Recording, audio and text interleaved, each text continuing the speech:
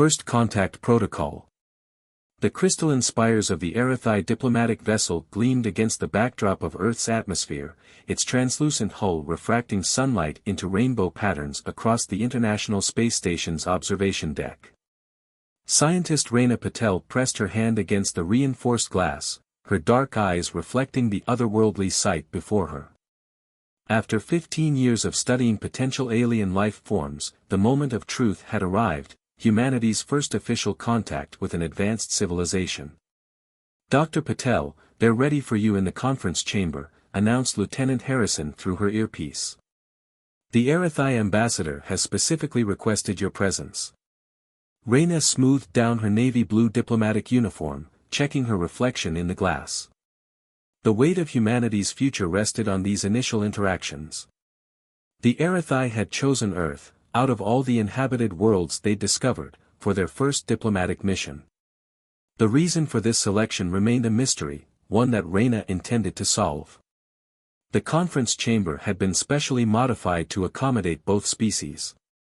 The HFY required a higher oxygen concentration and slightly lower gravity, while humans needed their standard Earth conditions. A shimmer in the air marked the barrier between the two environments, a testament to human ingenuity in making this meeting possible. Ambassador Xilax waited on the other side of the barrier. The alien diplomat stood nearly 8 feet tall, with iridescent scales that shifted colors like oil on water. Four arms were folded in what Rana recognized as a gesture of peaceful intent, based on the limited cultural information they'd exchanged.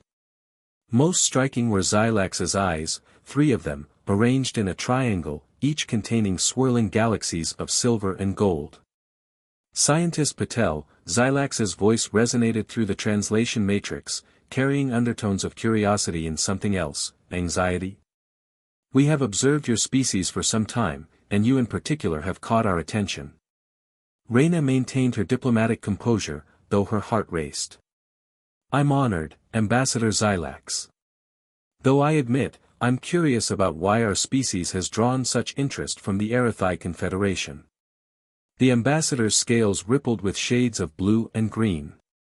Your kind puzzles us greatly. You are, by our measurements, a young species.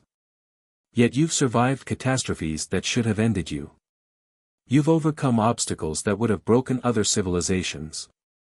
But most intriguingly, Xilax paused, all 3 eyes focusing intently on Rana, you demonstrate a remarkable capacity for both destruction and creation, often simultaneously. I'm not sure I understand, Rana replied carefully, though a hint of pride crept into her voice. Humans are simply adaptable. Your scientists split the atom, a discovery that could have ended your civilization. Instead, you turned it into both a weapon and a power source. Your species endured global wars, yet emerged with stronger international cooperation. You faced climate disaster, then developed technologies that not only saved your planet but could help save others. Xilax's scales shifted to a deep purple. We have come because we need to understand how you do this. How you turn potential extinction into evolution. Rana felt a smile tugging at her lips. Ambassador, with all due respect, I believe you've already begun to understand. You see, humans don't simply survive, we learn. Every failure teaches us. Every setback makes us stronger. But most importantly, we never face our challenges alone. She gestured to the environmental barrier between them. This technology. It wasn't created by a single person or nation. It represents thousands of hours of collaboration across borders, disciplines, and cultures. That's humanity's true strength, our ability to come together, to share our knowledge and resources, to lift each other up when we fall. The ambassador's scales flickered with rapid color changes. But surely such cooperation makes you vulnerable. Does not trusting others expose you to betrayal? Of course it does, Rana acknowledged. We've learned that lesson countless times throughout our history. But we've also learned that the benefits of trust and cooperation far outweigh the risks. It's why I'm standing here now, willing to bridge the gap between our species. As if to emphasize her point, Reyna took a step closer to the barrier. Ambassador, I believe the Erythai didn't choose Earth for first contact simply to study us. I think you recognized something in humanity that you need, our resilience, yes, but more importantly, our capacity for hope. Our ability to see possibilities where others see only problems. The chamber fell silent as Xylax processed her words.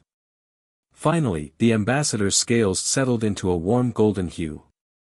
You are, perceptive, Scientist Patel. The Erythai Confederation faces challenges. Challenges that we fear may be beyond our ability to solve alone. Then perhaps, Reyna smiled, it's time for both our species to demonstrate the power of working together. The breaking point. Commander James O'Neill stood in the control room of the joint Human-Erythai space station Harmony, watching as warning lights flashed across multiple displays. The station's quantum core was destabilizing, and they had less than 3 hours before a catastrophic breach would tear the station apart.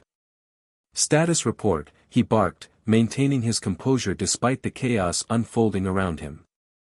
Thex VA, the station's lead alien engineer, moved with fluid grace between holographic displays, all 6 of their limbs working in perfect synchronization.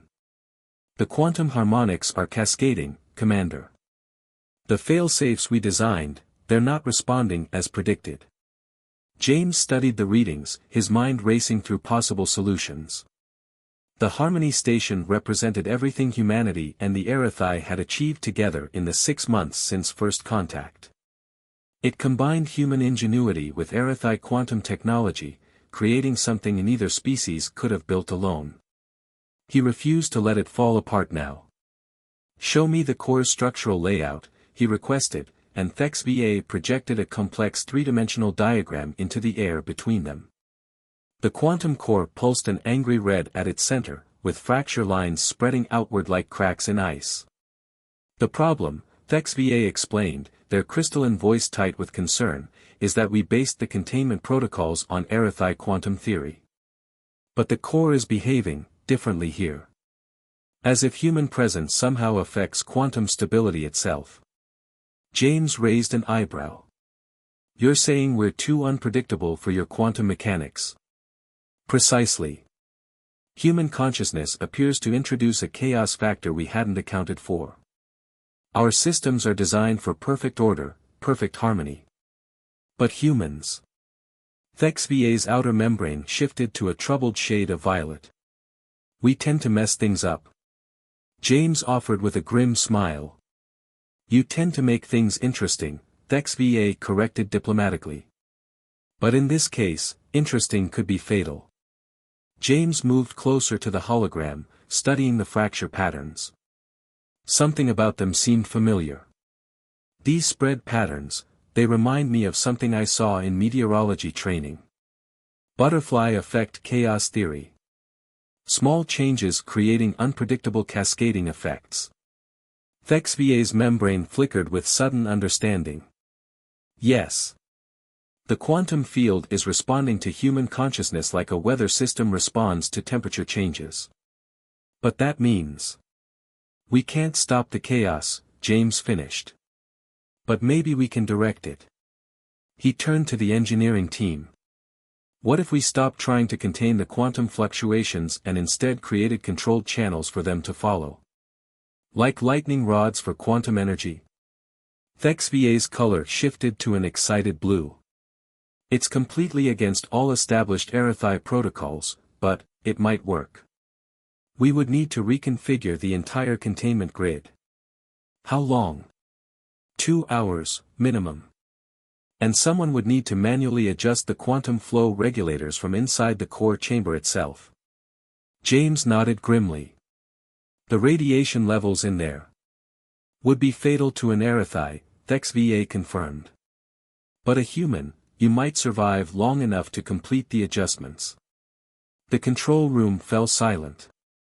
Everyone knew what was being proposed. Humans might be more resistant to quantum radiation than Erythai, but exposure at these levels would still cause severe damage. The lucky outcome would be months of painful recovery. The unlucky outcome. I'll do it, James said firmly. But I'll need you to talk me through the procedure, HFY. We do this together. The next 2 hours passed in a blur of activity. While engineering teams worked to reconfigure the containment grid, James and HFY planned their approach. The alien engineer insisted on teaching James their species' death ritual, just in case.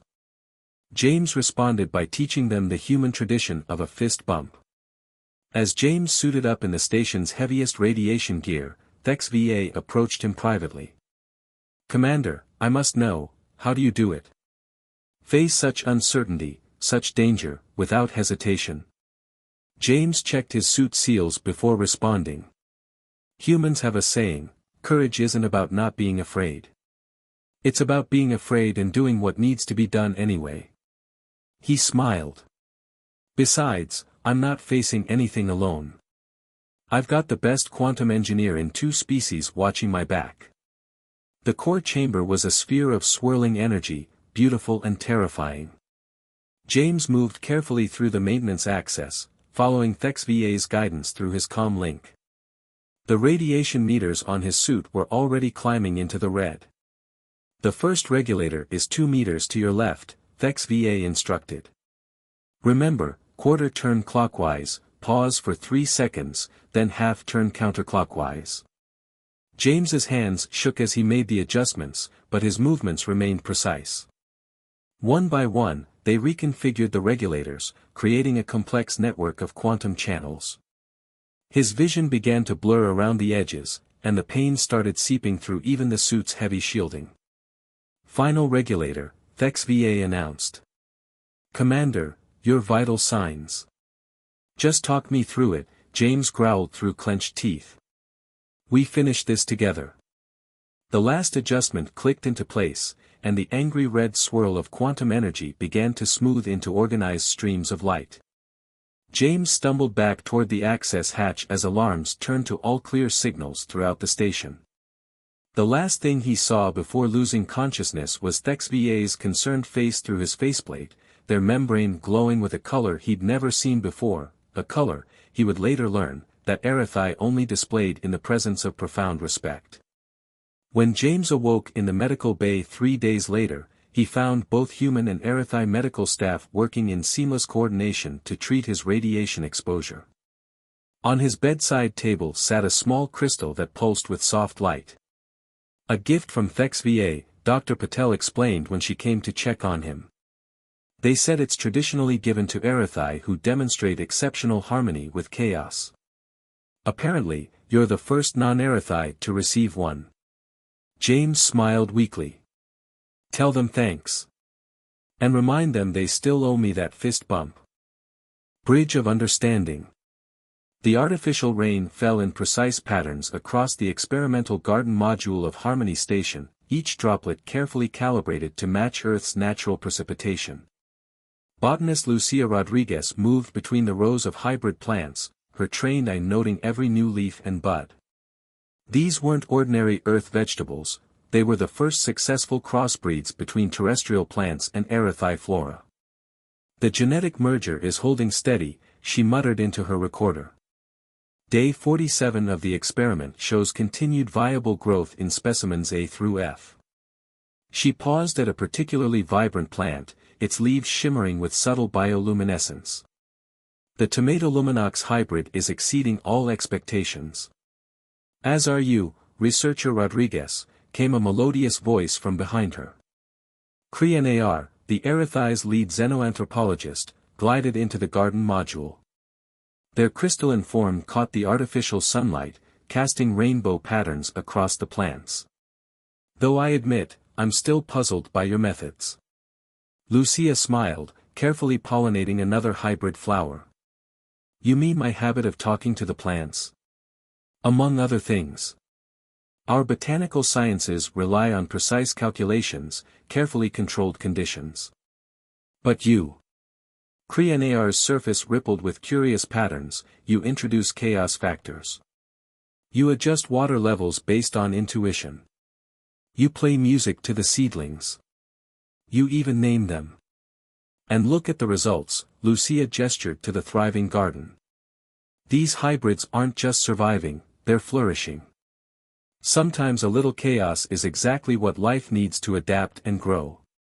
Kriar moved closer to examine the tomato luminox plant, which Lucia had nicknamed Aurora.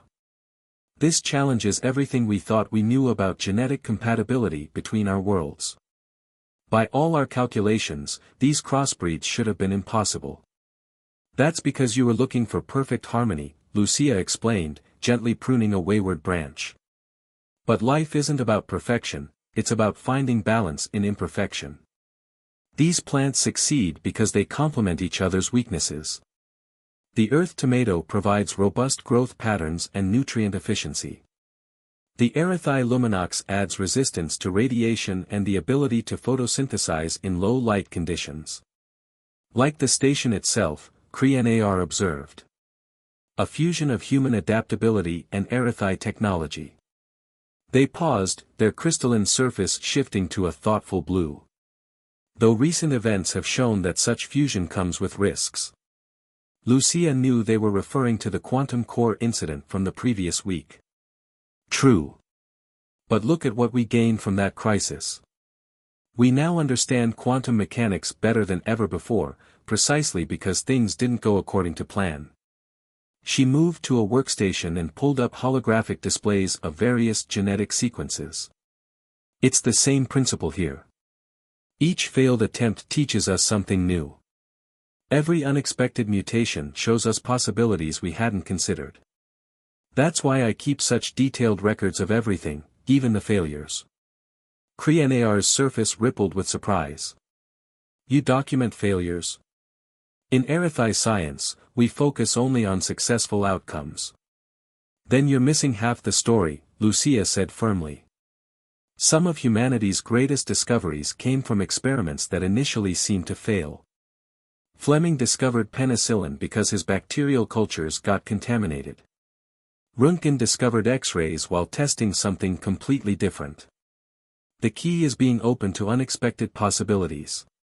She led Kriar to a sealed chamber at the back of the garden module. Inside, hundreds of small plants grew in carefully monitored conditions. This is my latest project. I'm calling it Project Symphony. These are musical instruments? Kriar asked, noting the unusual shapes of the plants. Sort of. I'm combining earth bamboo with HFY resonance flora. The goal is to create living instruments that can grow themselves into specific shapes and produce harmonics that both our species can enjoy.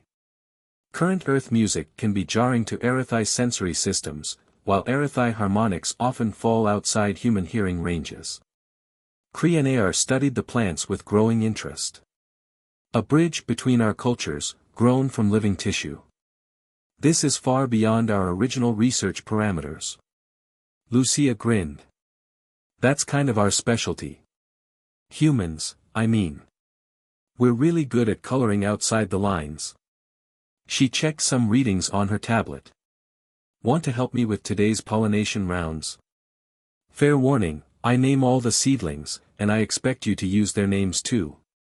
To her surprise, Kriar's surface shifted to a warm gold, a color she'd learned indicated amusement. Very well. But in return, I want to teach you the HFY method of harmonic growth stimulation. Perhaps between your chaos and our precision, we'll discover something truly extraordinary. Deal, Lucia said, handing them a specialized pollination tool. Just remember, Aurora there doesn't like it if you skip her during morning check-ins. She can be a bit of a diva. As they worked together among the hybrid plants, Lucia found herself reflecting on how far both species had come in such a short time. Each day brought new discoveries, new challenges, and new opportunities for understanding. The garden module had become more than just a laboratory, it was a living symbol of what humans and HFY could achieve together. You know, she said, watching Kriar carefully pollinate a plant they'd started calling Stardancer, I think we're growing something even more important than hybrid plants here. Oh. Kriar's surface shimmered with curiosity. We're growing trust. Understanding. The ability to see beauty in our differences. She smiled. And those might be the most valuable crops of all. Trial by fire. The emergency alert blared through Harmony Station at 0300 hours, jolting Devon Foster from his light sleep. As the station's lead rescue specialist, he was used to sudden wake-up calls, but something about this alarm's pattern was different. Emergency Protocol Delta 7, the station's AI announced. Mining vessel Stellar Dawn reporting critical system failure. Multiple casualties. All rescue personnel report to Bay 3. Devon was already pulling on his rescue suit before the announcement finished. Delta 7 meant toxic atmosphere exposure, one of the worst scenarios possible in space. He reached the bay just as Medical Officer Nixiel emerged from their regeneration chamber, their crystalline body pulsing with urgent patterns of deep purple and red. Stellar Dawn was harvesting helium-3 from the gas giant's upper atmosphere, Nixiel explained as they loaded medical equipment into the rescue shuttle. Something went wrong with their atmospheric shields. They've got 11 crew members exposed to raw planetary gases. How long do we have? Devon checked the seals on his helmet. For humans. Perhaps 2 hours before organ failure becomes irreversible. For the Erythai crew members. Nixiel's surface darkened. Less. The rescue shuttle launched within 5 minutes, cutting through space toward the massive orange bulk of the gas giant. The Stellar Dawn was barely visible, a dark speck against the planet's swirling storms, trailing debris from its damaged hull. Their communication is sporadic, reported the shuttle pilot. Last transmission indicated the crew is trapped in the main processing chamber. Life support is failing. Devon studied the ship's schematics on his tablet. The processing chamber wasn't designed for emergency access. We'll have to cut through the outer hull. In these atmospheric conditions. Nixiel's surface rippled with concern. The pressure differentials alone could tear the ship apart. Then we'll have to be quick. Devon started programming the rescue parameters into his suit's computer. How are you at multitasking? Nixiel's crystalline form shifted to a determined blue. I can maintain medical stasis fields for up to 3 patients simultaneously. More than that would strain my energy reserves. We'll work in stages then. I'll cut us an access point and secure the breach. You focus on stabilizing the most critical patients first. We transport them in groups of 3 until everyone's out.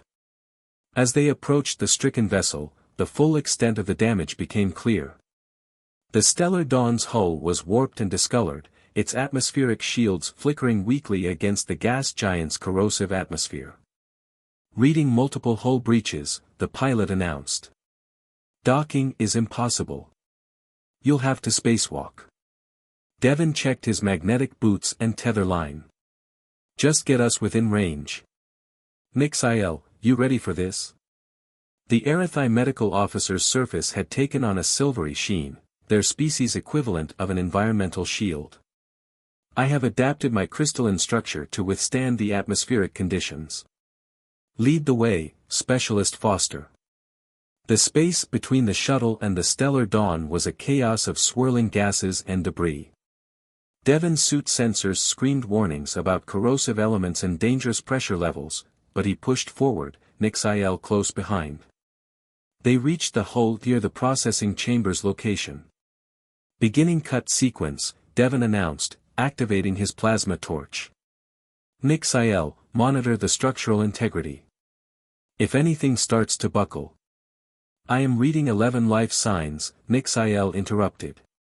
All still viable, but fading quickly. The Erythai crew members are entering crystalline shock. Devon worked faster, the plasma torch carving through the hull's multiple layers. When he finally breached the inner wall, the rush of escaping atmosphere nearly knocked him back. He anchored himself with magnetic grapples and pushed through. The processing chamber was a nightmare of twisted metal and floating debris.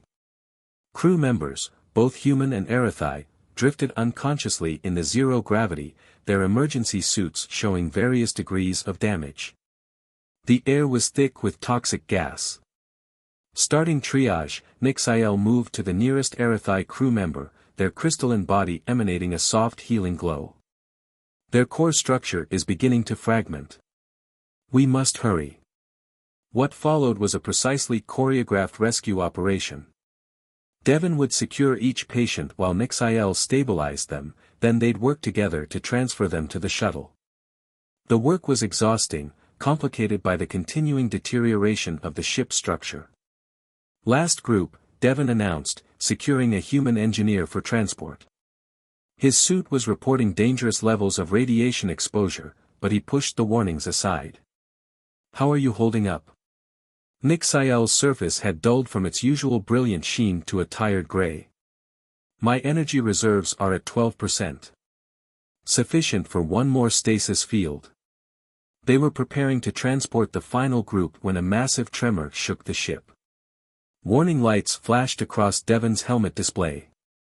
Hull breach expanding, the shuttle pilot's voice crackled through the comm, you've got less than 2 minutes before total structural failure.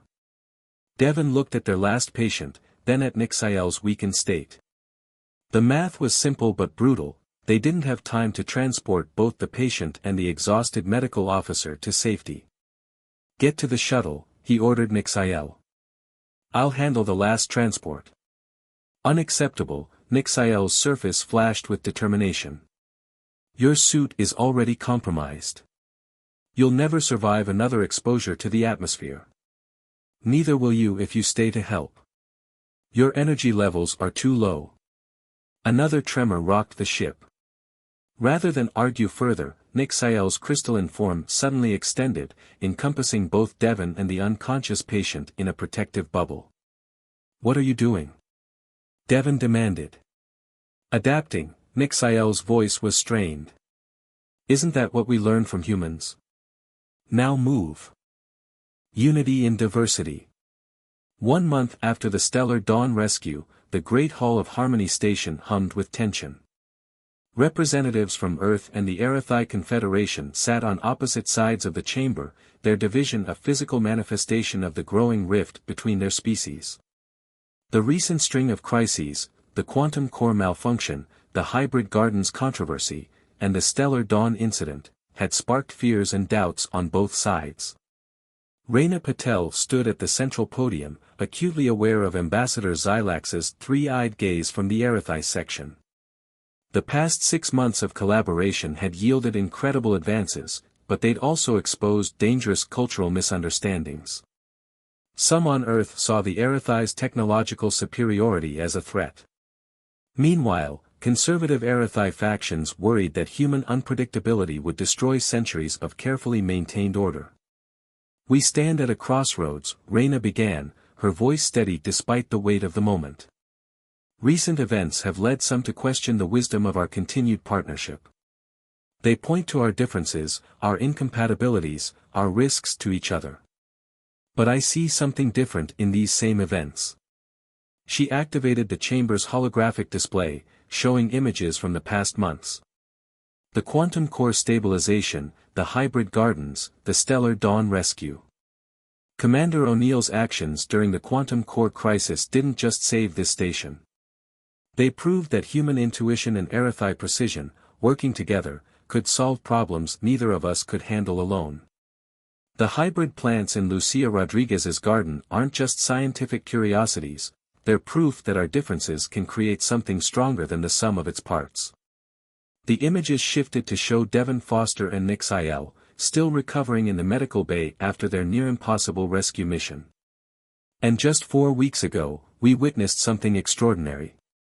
An Erythai medical officer rewrote their own crystalline structure to save a human life, while a human rescue specialist pushed far beyond normal survival limits to save Erythai crew members.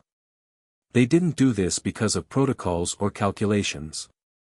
They did it because both our species share something fundamental, the capacity to care for others more than ourselves. Reyna noted the subtle color changes rippling through the Erythai audience, the thoughtful expressions on human faces. Yes, humans are unpredictable. We introduce chaos into carefully ordered systems. We take risks that seem illogical. But we also adapt, innovate, and find solutions in unexpected places. And the Erythai? Their pursuit of precision and harmony isn't a weakness, it's the foundation that allows us to build something lasting together. She gestured to the station around them. Look at what we've achieved in just 6 months. Harmony Station isn't just a name, it's proof that our species can do more together than apart. The quantum core is more stable than ever, thanks to principles we discovered by accident. Our hybrid gardens are producing crops that could help feed colonies on both our worlds. And our joint rescue operations have saved lives that would have been lost if either species worked alone. But more than that, she continued, making eye contact with both humans and Erythai, we've begun to change each other. Humans are learning the value of precision and careful planning. The Erythai are discovering the benefits of adaptability and intuitive thinking. We're not losing our identities, we're growing beyond them. Ambassador Xylax rose, their scales shifting through complex patterns. Your words are compelling, Scientist Patel. But how do we address the very real concerns about safety and stability? By doing what we do best, learning from our experiences. Reyna brought up new holographic displays showing proposed safety protocols and cultural exchange programs. We've drafted guidelines that combine Erythai precision with human flexibility. Every crisis we've faced has taught us how to work better together. We're not ignoring the risks, we're getting better at managing them. She took a deep breath before delivering her final point. The universe is vast and largely unknown. We will face challenges we can't even imagine yet. But I believe that the combination of human adaptability and Erythai wisdom gives us our best chance at meeting those challenges. We're stronger together not despite our differences, but because of them. The chamber fell silent as her words sank in. Then, from his recovery bed in the medical bay where he was watching the proceedings, Commander O'Neill raised his hand. I motion to continue and expand our collaborative efforts. Seconded, came Mixael's crystalline voice from the adjacent bed, their surface glowing with determined purpose. One by one, others joined in. Thex VA, speaking of the mathematical beauty they discovered in human chaos theory. Lucia Rodriguez, presenting data on how their hybrid plants were already helping to terraform a struggling colony world. CRENAR, sharing stunning insights about both species' cultural evolution since first contact. Ambassador Xylax's scales shifted to a new color, one that humans had never seen before. In all our centuries of space exploration, we sought perfect order. Instead, we found humanity. Their 3 eyes focused on Reyna. Perhaps that is exactly what we needed. The vote that followed was unanimous. As the chamber erupted in celebration, Reyna caught sight of her reflection in one of the station's crystalline walls. Behind her, humans and Erythai had begun to mingle, their divisions forgotten. In the medical bay, she could see Devon teaching Mixael the human tradition of a fist bump, while in the gardens, Lucia and CRENAR were already planning their next hybrid experiment. Beautiful, isn't it? Ambassador Xylax had moved to stand beside her. Not perfect harmony, but something better. Reyna smiled, watching as their 2 species continued to forge something new together. After all, she said, the most interesting songs are the ones that aren't afraid to try new notes.